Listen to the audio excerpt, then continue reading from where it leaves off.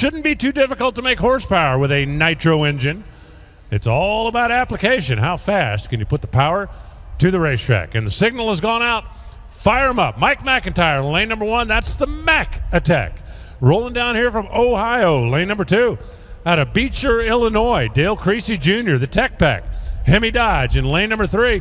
That's Dave Richards. They've still got Prestige. They've still got Farm Boy, but they've also got Versatran, Versatile Transportation Company, on the side of that car. You know, I mentioned Dale Creasy rolling in here out of Illinois. How cool is it that we're going back to Chicago in a couple of weeks, huh? I mean, I can tell you, I can't wait. I've never been to that facility. I've heard nothing but great things about Chicago and the race fans there. I know that they have been clamoring for us to go back. I'm all for clamor.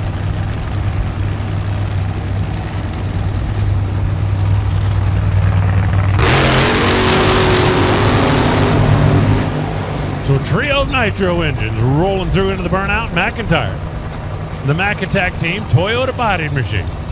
Look at Tony Shortall. He is the big guy dressed in black standing behind the car. Journeyman top fuel and funny car tuner. He's been around nitro cars for a long time. Probably not as long as Dale Creasy Jr., however, the guy they call Peanut. And I am seeing David Richards not backing up.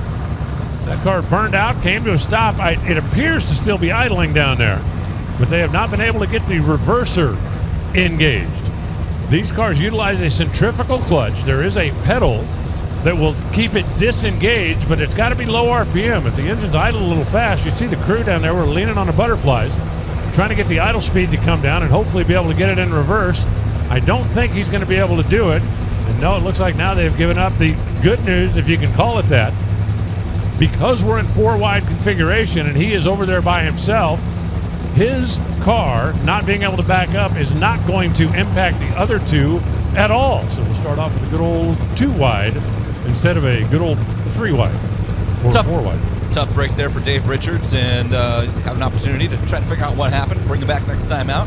Mike McIntire comes from the Nostalgia Heritage Series funny car ranks. That team, they don't come out often, but they have the best of the best equipment over there on that orange machine in lane number 1. They were an elite team in the Heritage Series ranks, and we've already seen them make some good runs in their career. I keep an eye on lane number 1 here.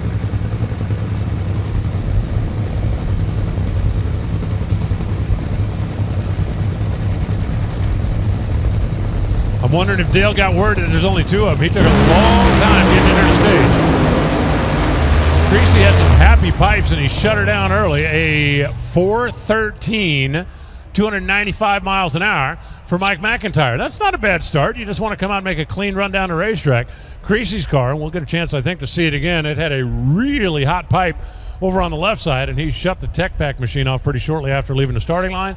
574 coasting across at 122 miles an hour at the 1,000-foot stripe. Yeah, Mike McIntire also had some cylinders go out a little bit further down the track around. It looked like maybe even one on each side of the car kind of simultaneously out there 500 or 600 feet, which makes you wonder if maybe the car had driven into a little bit of spin out there at the half-track point, right when the clutch was trying to lock up all the way. And I'll have to take a minute here to get Dave Richards' car pushed back off of lane number 4. But it's a good start for Mike McIntire, Tony Shortall, and the team. They came out here, they made a nice clean run, 4:13, 295 miles per hour. It gives them a nice baseline to work with here as we head into the evening.